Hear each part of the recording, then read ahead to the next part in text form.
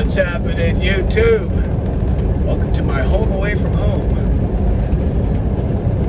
So, a lot of times when I'm at work, I have time to dream up ridiculously stupid adventures. This one's been brewing in my head for a while. And I think I'm gonna go for it. Usually, anytime I've got an adventure has been in my head for a while, then it just goes back to the time I rode the Triumph Scrambler up to the Arctic. That started out. I saw the little Triumph Scrambler on Facebook Marketplace. It was at a Harley shop by my house. I saw this little Triumph Scrambler, right? I'm like, yeah. Because I'd been up the Arctic before on a motorcycle, so I thought this would be an interesting bike to take up there. Now, the original destination was the year that the road opened all the way up to Tuktoyaktuk, and that was the initial plan. That was where I was going to ride. It was up to Tuktoyaktuk, but weather did not play well for the Triumph Scrambler. I don't even know if I would have tried it on my African Twin, honestly, because I was checking with people that were coming down, and there was motorcycles stuck in the mud, and really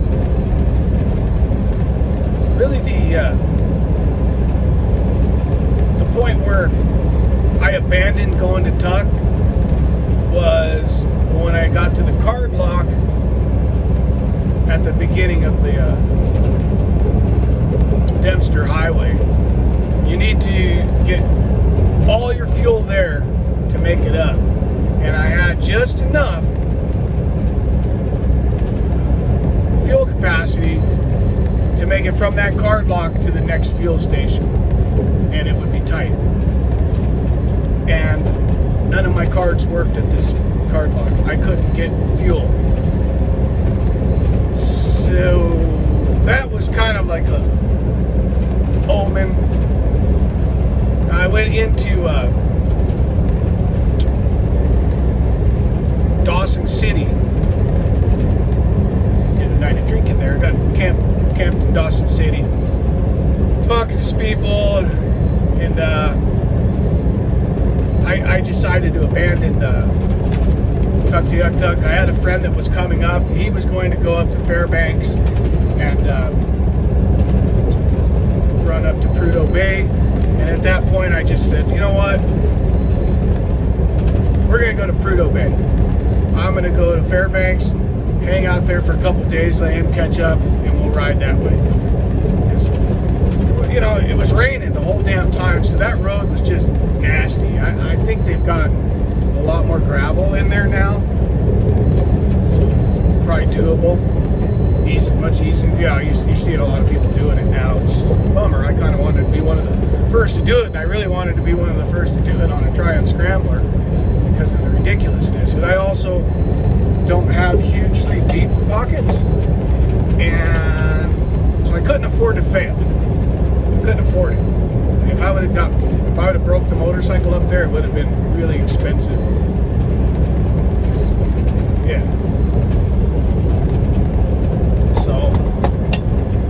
I'm disappointed that I didn't do it, but it was still an amazing trip. God, it was an amazing trip.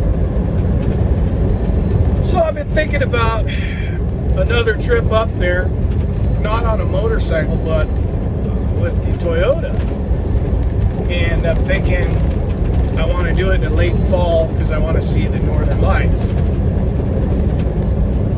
I take it the Toyota is a much more expensive proposition just because of the mere fact you've got 6 tires to deal with, right?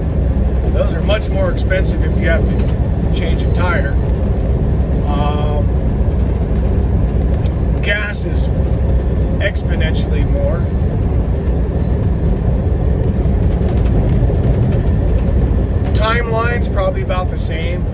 say 3 weeks up and back. I guess the only thing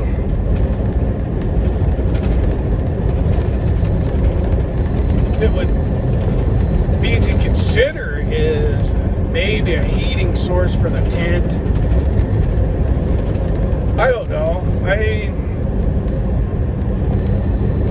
Anything below 15 degrees is going to be an issue, and so you really want to figure that out.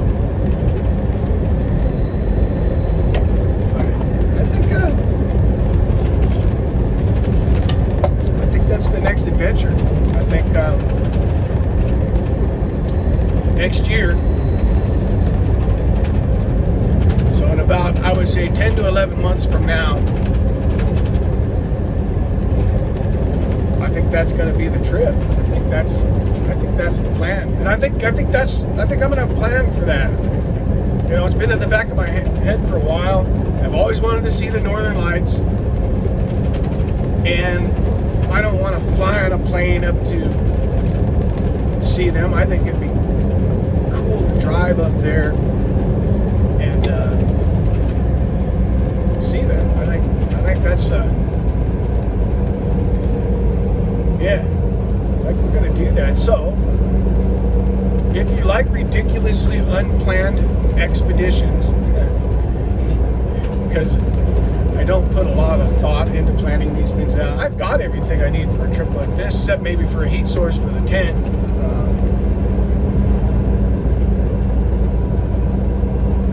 And snow chains. I don't have snow chains for that car, but that ain't nothing.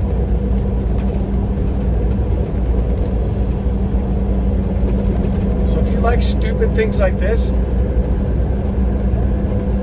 give the channel a like and follow. Ring that bell. Follow along. Let's go see some places. By the way, we've still got a couple more episodes of the Trans-American Trail coming at you.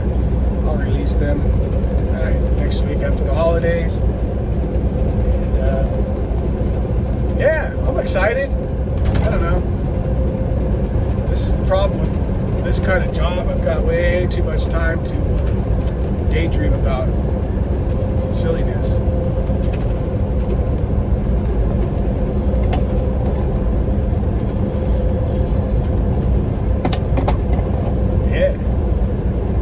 Excited. I just got to save up my money,